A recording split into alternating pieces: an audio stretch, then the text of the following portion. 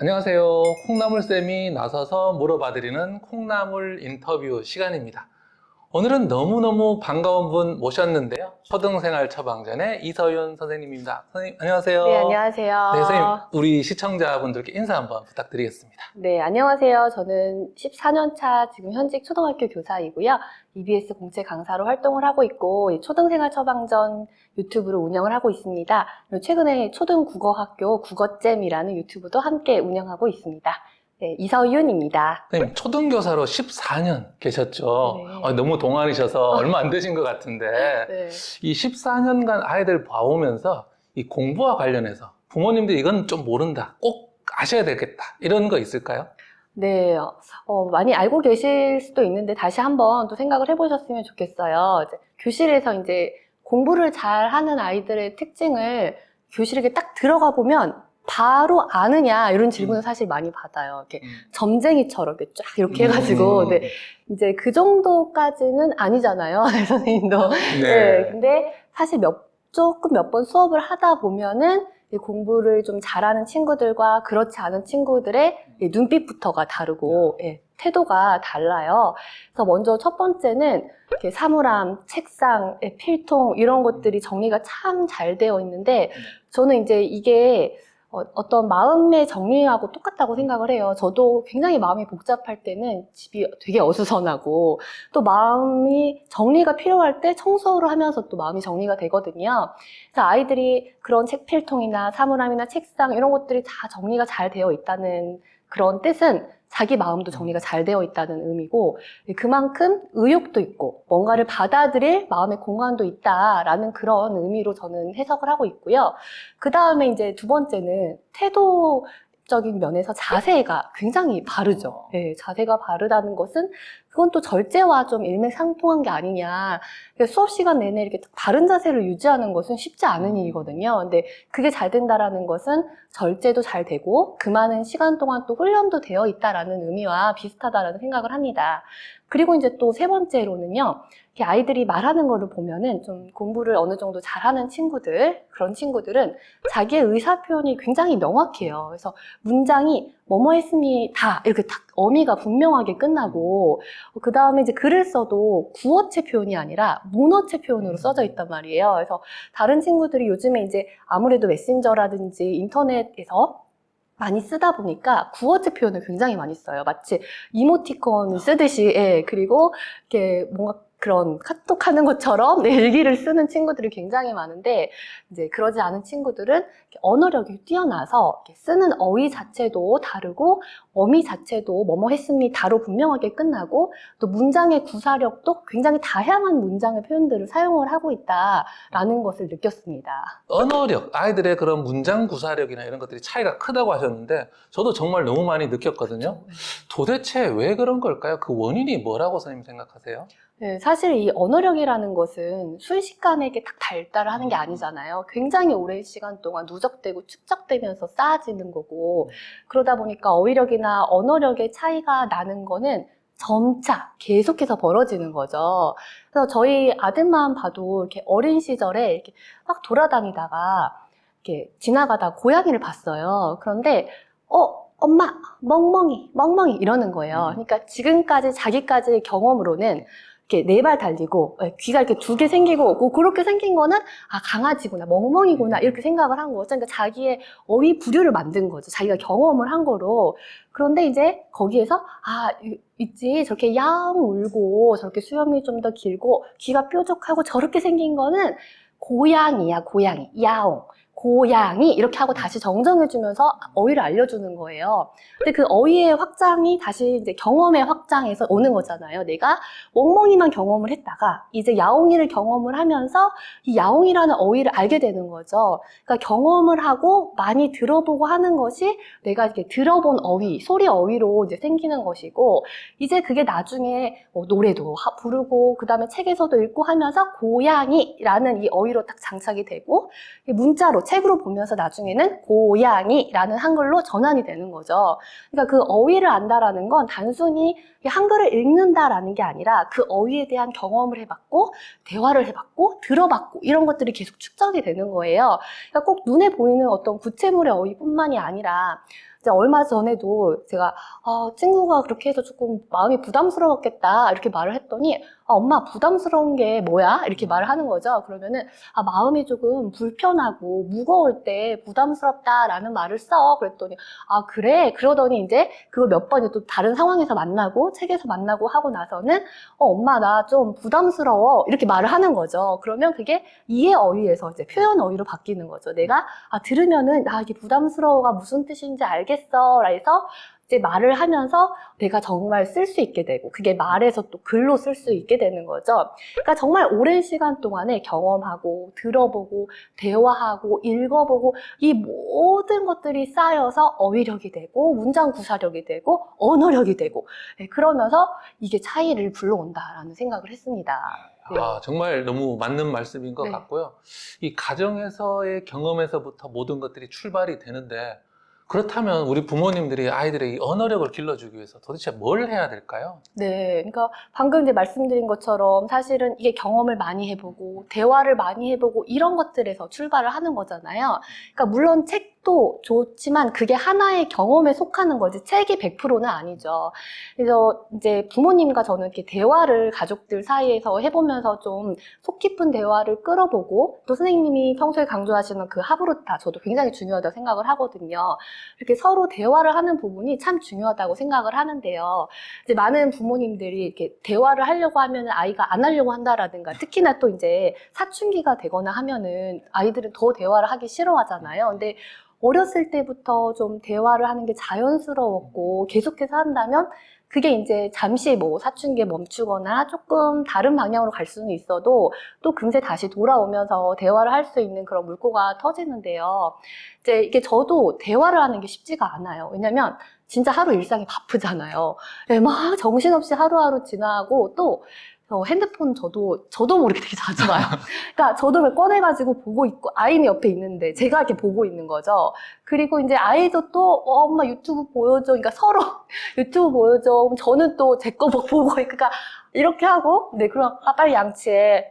오늘 할 일 했어? 막 이렇게 하다 보면은, 그날 하루가 끝나서, 사실 뭔가 이렇게 시간을 보냈고, 뭔가 말을 했는데, 대화는 없는 거예요. 네. 그래서 이제, 저도 이제 이제 말을 이렇게 하는 사람이니까 인지를 또 하잖아요. 내가 오늘 애랑 너무 대화를 못해서 막 이러면서 잠자리에 갑자기 어떻게 생각해? 막 이러고 갑자기 또 이제 대화를 막 시도를 하려고 하는 거죠.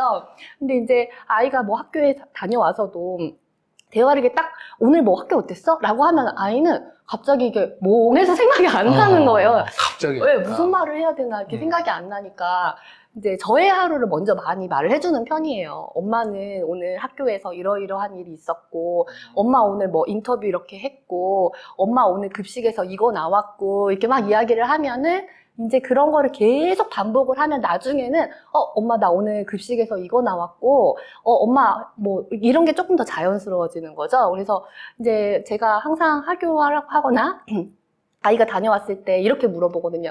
오늘 특별한 일 없었어? 이렇게 그러니까 특별한 일 없었어? 이렇게 물어보면 특별한 일? 뭐 딱히 없는 것 같은데 엄마랑 같이 이야기 나누고 싶은 건 없었어? 없어? 뭐 그러면 이제 그 다음에 제 이야기를 하면은 엄마 뭐 하면서 말을 하고 그 특별한 일이라는 게 엄청나게 거창한 게 아니라 되게 사소한 일이 또 그렇게 이야기를 하다 보면은 특별해지는 경우가 굉장히 많이 있더라고요.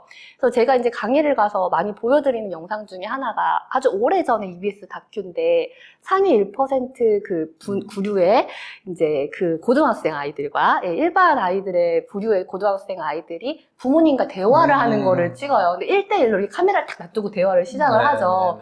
그럼 사실 카메라가 있으니 얼마나 부드럽게 저도 시작을 하겠어요.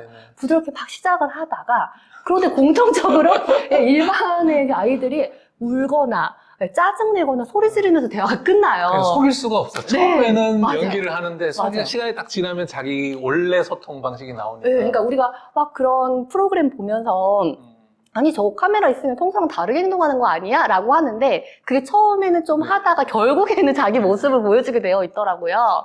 예, 그래서 이제 상위 1% 아이들이 부모님이랑 대화하는 모습을 보면은 똑같이 이제 뭐 게임 평소에 많이 하지 말아라, 방 정리 좀 잘해라 이런 이야기를 똑같이 해요. 하는데 다 웃으면서 끝나요. 그러면 이제 많은 분들이 아니 저거는 애들이 상위 1%라서 부모님 반응이 다른 거 아니냐라고 하는데 정말로 이렇게 말을 하는 방식을 보면은 그 일반 거기 부모님들이 약간 비난하는 그런 어조가 굉장히 많이 들어가 있어요. 그래서 이 긍정적인 대화, 부정적인 대화의 비율을 봤을 때 최소한 긍정적인 대화가 5, 부정적인 대화가 1은 되어야 그래도 기분 좋은 대화를 유지할 수 있다라고 하는데 처음에는 기분 좋게 시작을 하다가 점차 비난을 하고 지적을 하는 게 커지면서 기분이 안 좋게 끝나고 그러면 엄마랑 아빠랑 대화하면은 기분 나빠, 싫어 하고 이제 이렇게 끊어지게 되는 거죠. 그래서 이제 엄마 아빠랑 대화를 하면은 기분이 좋아라고 끝나야만 결국에는 대화를 하게 되고 내가 뭐 무슨 일이 생겼을 때 엄마랑 좀 이야기를 해서 풀어볼까? 이렇게 생각을 하게 된다는 거죠. 그래서 여기에서부터 언어력은 시작이 된다고 생각을 합니다. 네, 그런데 아이들이 학년이 올라갈수록 공부를 점점 어려워하고 성적이 떨어지는 경우가 있잖아요. 어릴 때 좀 할만하다고 했던 아이들도 그런 경우가 있는데 도대체 왜 학년이 올라가면 이렇게 성적이 떨어지고 공부가 어려울까요? 네, 이제 학년이 올라가면은 당연히 내 교과의 내용이 어려워지니까 그거를 받아들이는 학생들의 수가 줄어들 수밖에 없는데 그럼 왜 어려워지느냐를 생각을 해야 되겠죠. 그럼 일단 첫 번째는 어휘가 어려워지는 거죠. 그러니까 저학년 때는 뭐 나누어 보세요, 이거를 이제 분류해 보세요, 구분해서요, 말해 보세요, 이걸 설명해 보세요, 이렇게 설득해 보세요. 조금 말 자체가 어려워지는 거죠. 지문 같은 경우에도 더 길어지고 그 어휘도 복잡해지고 많아져요. 국어 지문의 종류도 저학년 때는 동화, 동시 이렇게 이런 것들이 나오잖아요. 이렇게 일기 이런 것들이 나오는데 이제 고학년이 되면은 비문학 종류의 글이 많아지고 그 다음 설명하는 글, 설득하는 글, 그 안에 있는 제재도 복잡해지고 어려워져요. 그럼 복잡하고 어려운 지문을 이렇게 쓰려면 어쩔 수 없이 어휘 자체가 어려워지게 되고, 그럼 그 어려워진 어휘가 무엇이냐라고 봤을 때, 한자 어휘가 많아진다라는 거예요. 그렇기 때문에 이제 아이들은 학년이 올라가면서 이제 마치 암호가 있듯이 이 어휘의 해석이 잘 되지 않고, 그러면 점차 포기하는 학생들이 늘어나게 되죠. 수학 같은 경우에도 이게 기본 문제집이냐, 심화 문제집이냐의 차이를 보면은 일단 문제 길이가 달라지잖아요. 문제 길이가 길어지고 그 안에 길어진다는 말은 꼬아지는 횟수가 많아지는 거죠. 그러면 생각을 하고 생각을 하고 그래서 이 문제를 통해서 사실 필요한 개념의 개수는 여기에서나 개념은 똑같아요. 근데 그 개념을 어디서 어떻게 적용을 해야 되는지를 생각을 길게 해내야 되기 때문에 아이들은 어휘가 복잡해지고 지문도 길어지고 그러면서 생각의 양이 많아지고 그러면은 자리에 앉아가지고 오랜 시간 동안 깊이 생각을 해보지 않은 친구들은 당연히 학년이 올라가면서 성적이 떨어지고 어려워할 수밖에 없겠죠. 네, 그러면 아이들이 이렇게 공부를 점점 어려워하고 성적도 기대만큼 안 나와요. 그러면 부모님이 그냥 많이 해, 막 혼만 내고 이런 것보다 조금 더 도움을 줄 수 있는 방법들 뭐가 있을까요? 어떻게 해야 될까요? 네, 그래서 공부 습관이 가장 중요하죠. 어릴 때부터 이게 많은 양이 아니라 매일매일 꾸준하게 아주 적은 양이라도 꾸준하게 하다 보면은 이게 이제 처음에는 뭐 스티커 준다고 했다가 나중에는 이제 안 하면 찝찝한 단계로 이제 올라가는 거죠. 그러면은 아이가 처음에는 엄마가 스티커 준다고 했는데 이제 공부를 매일 해야 될 일을 하다 보면은 자기도 나중에는 안 하면 뭔가 찝찝하고 죄책감이 느껴지고 그런 단계가 되고 그리고 계속 그거를 반복을 하다 보면은 이거 나한테 도움이 되네 나중에는 이거 재밌네 라는 그런 생각까지 하게 되는 거예요.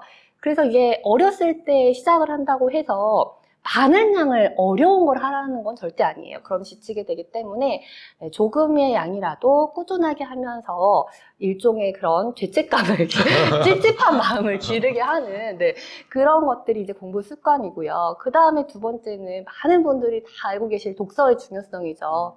책을 읽어 나간다라는 거 정말 에너지가 많이 쓰이는 일이에요. 그래서 앉아가지고 딱 책을 읽는 게 그냥 영상 보고 그 다음에 핸드폰 보고 하는 것보다 훨씬 적극적이고 능동적이고 에너지를 많이 써야 되는 일이기 때문에 자주 해보지 않으면 그 장벽을 넘어가기가 쉽지 않다라는 거예요.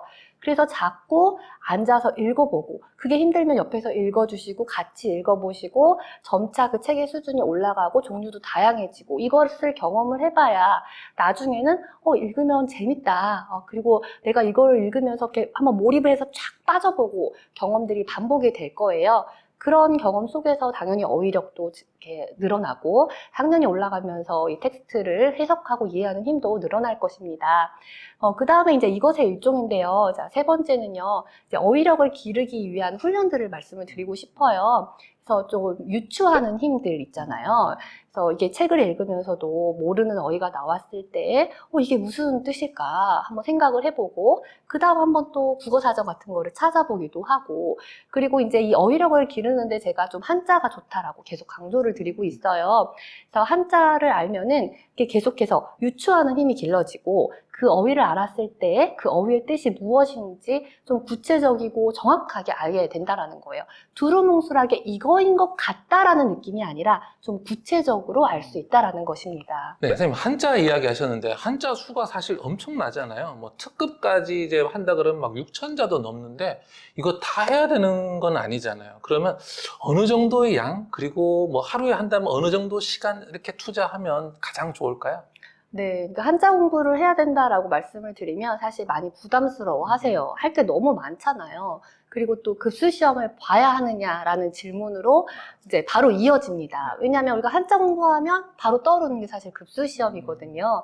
저도 개인적으로는 2급까지 이제 갖고 있는데, 이제 사실 기억이 하나도 안 나요. 네, 그때 공부를 했던 거, 뭐 조금 어려워지면은. 언제 따셨어요? 중학교 때요.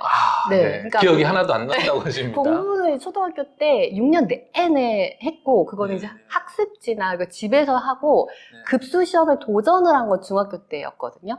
근데 이제 그때 처음에 이제 7급부터 해서 7급, 6급, 5급, 4급, 3급 이렇게 올라갔는데, 그때 이제 몰입해서 쫙 열심히 하면은 사실 좀 딸 수는 있어요. 그렇게 해서 이제 2급까지 따긴 땄는데, 기억이 쫙 잊혀집니다.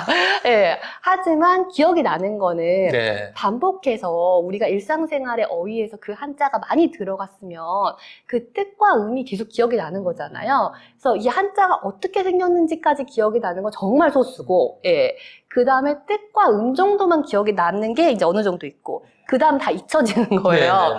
네, 그래서 저는 이제 뜻과 음을 알면은 내가 한자 어휘를 만들었는데 유리하다. 그 정도의 개수만 알아도 우리가 교과서를 공부하고 일상생활에서 조금 더 깊이 있는 어휘들을 이해하는 데 문제는 없다고 생각을 해요. 그래서 제가 한자를 공부해라. 그게 급수시험을 봐라. 뭐 엄청 많이 알아라. 이게 아니라 그러면 가장 효율적으로 가성비 있게 공부를 해라 라는 말씀을 드리는 건데요. 이제 한자력이라는 그런 개념이 있습니다. 그러면 이게 한자를 알았을 때의 몇 개의 한자 어휘를 만들어낼 수 있느냐 이거예요. 그럼 당연히 한자를 많이 알면 당연히 한자 어휘를 많이 만들어낼 수 있을 거예요. 근데 어느 순간 그 속도는 줄어들 거예요. 왜냐하면 처음에 많이 알 때는 막 이것저것 만들었는데 이미 앞에서 만들었으니까 나중에는 알아도 점차 앞에서 만들었던 것들이잖아요. 근데 그게 한 300자에서 400자 정도면 충분히 내가 이해를 하는데 어려움이 없는 정도인 거죠. 근데 그것조차 몰라가지고 힘든 아이들이 많은 거니까요. 그래서 제가 그 기준점을 365자로 잡은 거고 하루에 한 자씩만 알면 되는 건데 그 하루에 한 자를 공부를 하는데 한 5분, 정말 제가 이제 아이랑 해보니까 사실 5분도 안 들어갈 때가 많더라고요.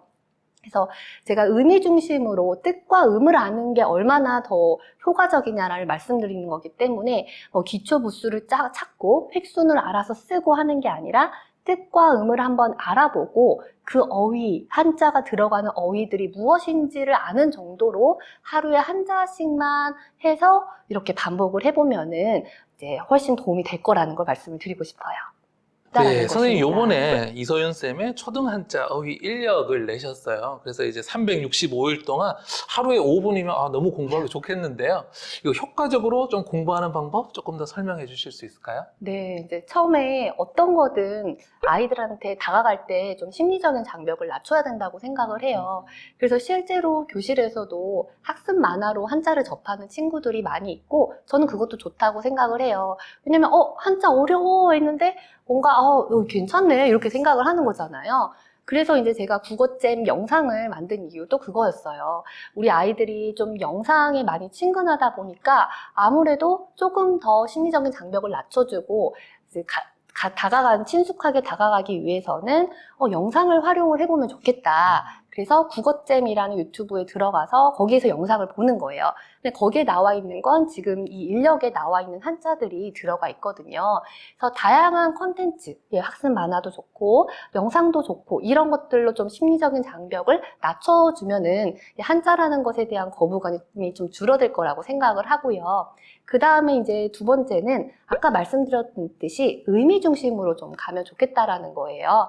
한자를 구체적으로 어떻게 쓰느냐는 좀 잊혀지기가 쉽기 때문에 아 이렇게 생겼구나 정도를 이해를 해보고 정 쓰고 싶다면 뭐 한두 번 또 써볼 수는 있겠죠. 안 돼요 이건 아니에요. 네, 써볼 수 있는데 이제 만약에 최소한의 시간을 드리고 싶다면 아 이렇게 생겼구나 그리고 아 높을 고구나 이렇게 이제 뜻과 음을 익히고 한자 어휘를 익히면서 좀 의미 중심으로 가보자라는 것입니다. 그 다음에 또 우리 아이들이 어떻게 하면은 최대한 재미있게 이 한자를 받아들일까에 대해서 계속 생각을 했어요. 그래서 이제 여기에 한 장 한 장에 만화가 들어가 있어요. 아이들이 만화를 엄청 좋아하잖아요. 그 다음에 이제 캐릭터가 들어가 있거든요. 그래서 여기 있는 캐릭터들을 또 아이들이 되게 좋아해요. 왜냐면 조금 부족한 친구예요. 네, 그러다 보니까 좀 캐릭터도 들어가 있고, 그 다음에 이제 매달 14일에 챌린지들이 있어요. 그래서 그 챌린지들을 하면서 또 그런 이제 뿌듯함을 느낄 수 있을 거라고 생각을 합니다. 네, 선생님 오늘 너무 좋은 말씀 해주셨는데 이제 마지막으로 우리 초등 학부모님들께 뭐 드리고 싶은 말씀 부탁드립니다. 네, 이런 영상을 사실 보신다는 것 자체가 이미 관심이 많으신 분이라는 거거든요. 교육에 관심이 많으시고 우리 아이를 어떻게 하면 잘 키워볼까에 대해서 많이 고민하시고 계신다라는 거예요. 그래서 오늘 영상을 보시면서 하나라도 실천할 거리를 찾으시면 좋겠어요. 저도 사실 이렇게 말씀을 드리면서 또 다시 한번 생각을 하거든요. 그래, 애 앞에서 핸드폰 덜 봐야지. 네, 그래, 오늘 아이랑 조금 대화를 더 해봐야지. 그래, 오늘 애랑 책 꼭 다시 또 읽어봐야지. 그래, 오늘 잊지 않고 한자로 대화해봐야지. 그래서 이제 오늘 한자 하나라도 생각을 한번 해보시고 실천을 하시면 그게 시작이지 않을까 생각을 합니다. 네, 우리 초등교육 전문가도 집에 가면 똑같아요. 그러면서 다 노력을 하는 거죠. 네, 오늘 이서연 선생님 모시고 너무 좋은 이야기 해 주셨는데요. 오늘 나와주셔서 너무 감사합니다. 네, 감사합니다.